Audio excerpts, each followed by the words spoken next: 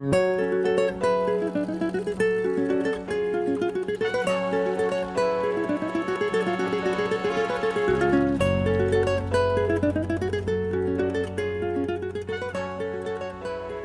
and welcome to Young Adult Matters. Today we have a very interesting topic, very timely topic, as we will be talking about the papacy. And I want to welcome my friends Joe, Ruby, and Joey that are with us today. And as young adults, for many of us, we've only seen perhaps two popes in our lifetime. Very interesting that Pope Benedict XVI's resignation kind of caught us by surprise. So today we will be talking a little bit about the process. How do we elect a pope? What are the roles that the pope typically plays or exercises as a head of state or as our leader, our earthly father of the church? So guys, when do any of you remember, how old were you when Pope John Paul became Pope? I don't think I was born. Me either. It was in the 70s, wasn't it? I was the only one born. Yeah. But you do remember kind of, tell me about your first recollection of a pope. My first recollection was with Pope John Paul II, and just seeing him on the cover of not on the cover, but on one of the first pages of the Bible that we had in my home. Mm-hmm. He's there with the red, the vestments and stuff, and I was just like, who's this guy? And then of course as growing and being formed and going to CCD and stuff like that, find out, oh, okay, he's like the priest but of the church all over the world. Oh, okay. And that that was sufficient enough as a 8-year-old or something, Absolutely. How about you guys? What comes to mind? I didn't really know too much about who he was until his death, which was, I believe, in 2005, if I'm correct. Yeah, and back then, my family and I used to watch the Mexican version of, what is it, like American Idol? So in Mexico, it's called La Academia, and they did a tribute to the Pope, and they all sang to him and everything, and it was just to see how all of Mexico kind of collaborated together, because at that time they had to have this tribute or this like a statue. The one they made with the keys? Yeah, with the keys. My mom donated all that. How was that? There was going to be they commissioned an artist to make a statue for him of Pope John Paul II, and so they were going to make it. People would donate their keys, and then they were going to melt it down and use that as the raw material for the statue. So there was like drop-off locations there. So my mom ran to Reynosa, and it was a chance to clean out the keychains, because ya parecía carcelera. My mom just with a bunch of keys, like, Mom, we don't even have that little shed anymore. So we donated keys for that too. That's awesome. Yeah, and they chose different artists from across the country to pick which statue they were going to make, and everybody had to call in, which one you wanted, and a certain one was picked, and I believe it was one where he was depicted with children, and it was so beautiful. And in the end of that show, where they showed which statue won, and at the end the children sang with the contestants of the show, and they sang Amigo, which was the song dedicated to Pope John Paul II.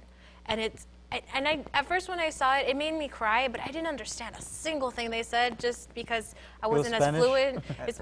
Yeah. Mi hermano del alma. Mm-hmm. Yeah, that one. Cool. That one. And it wasn't until recently, maybe about a year ago, that I looked up the song and I heard it, and it just brought tears to my eyes, and I just saw like a montage of images of the Pope with a bunch of people from across different nations, and it was just so heartwarming. It felt like if he was my own grandfather, Yeah. Like, he has that image that just makes you feel so at peace, and he's so charismatic, and he's so loving, and that's why I guess he touched so many souls, not just the fact that he was Pope, just the way he is, the way he portrays himself to people and across nations and stuff. So cool. Yeah. And that show was called La Academia? La Academia. La Academia. The academy. La Academia, got it. All La right. Academia. How about you, Joey? What do you remember from? I think the most I remember was the first time I actually saw the Pope I was in elementary, and I went to a library at my elementary with one of my classes, and I saw a book that one of my fellow students was reading, and I just looked and I just saw like a huge figure, of course dressed in white. And, I thought, it was the white version of Santa Claus. I'm not going to lie. And so I didn't know who it was. I couldn't read at the time. I think I was, in kindergarten. That was the first time I remember. And I look at the book, and I asked my teacher, who's this guy? And she told me, it's the Pope. She wasn't Catholic or anything. She wasn't religious. But, she informed me about it, and I was like, okay. And, from then on, I didn't really pay much attention to it. It wasn't until CCD, towards my middle school years that, that I've started learning more about the Pope and stuff like that. And it turns out that it was really cool because I understood, what he did and what his purpose was and what his job was. And I thought it was really crazy because I found out that, he was, there was an attempted assassination towards him. And that was one thing that really shocked me because he survived.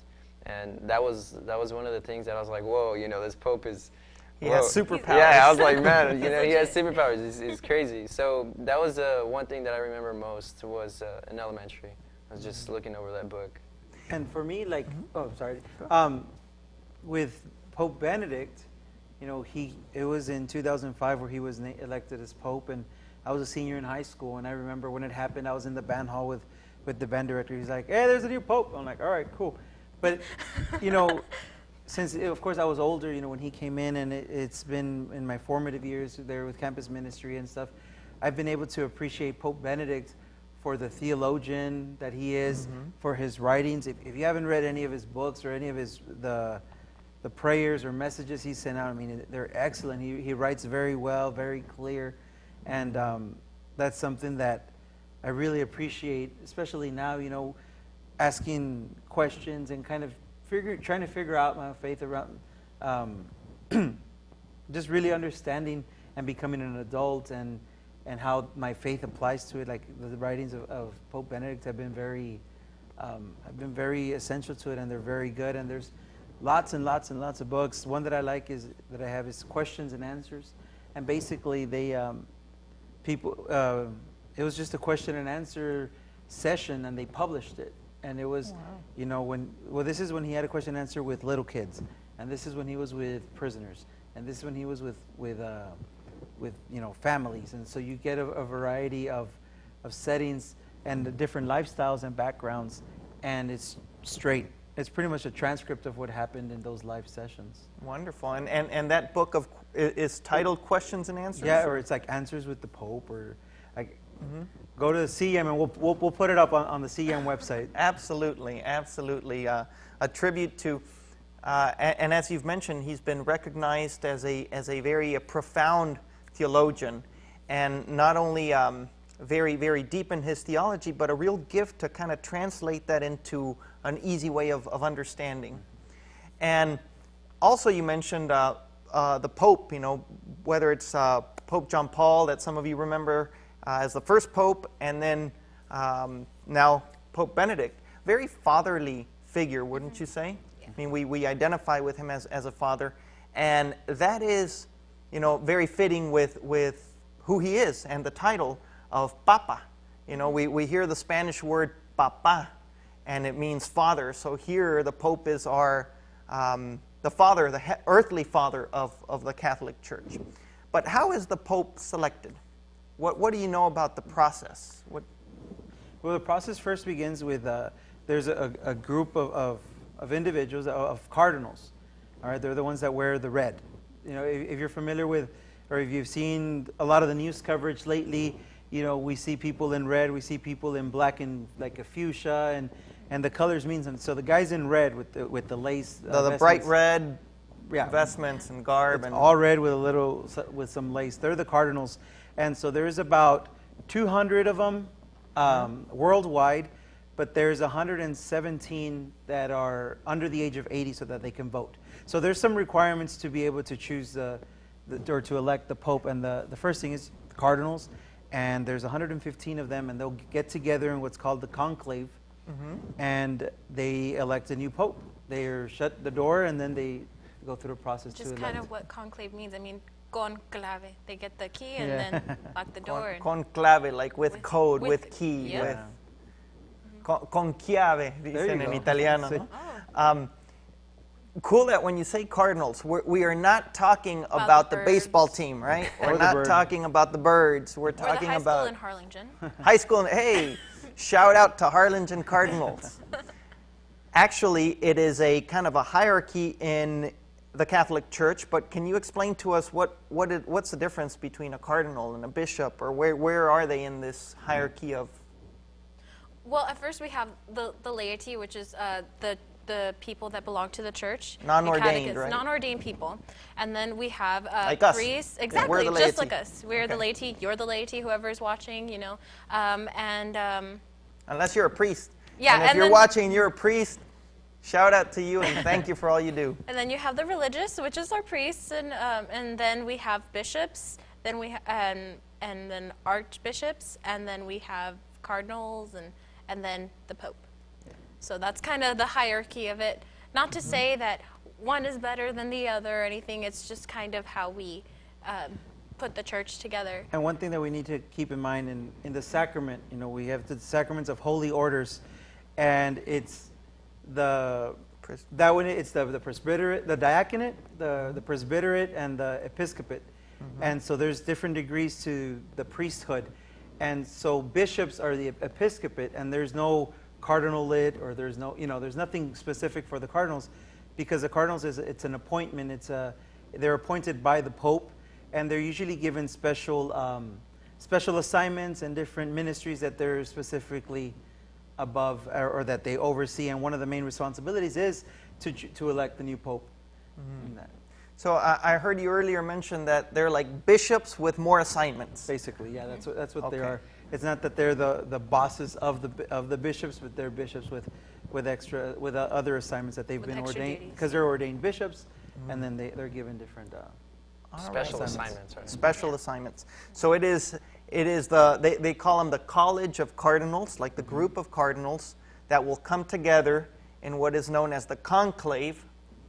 And that is just a kind of seclusion, a setting where they will be in prayerful discernment, kind of figuring out who will be the next pope. They will vote on who the next pope will be. Alrighty, we're going to take a break. When we come back, we're going to delve a little deeper into this conclave and the process of electing a new pope. So stay tuned. You are watching Young Adult Matters.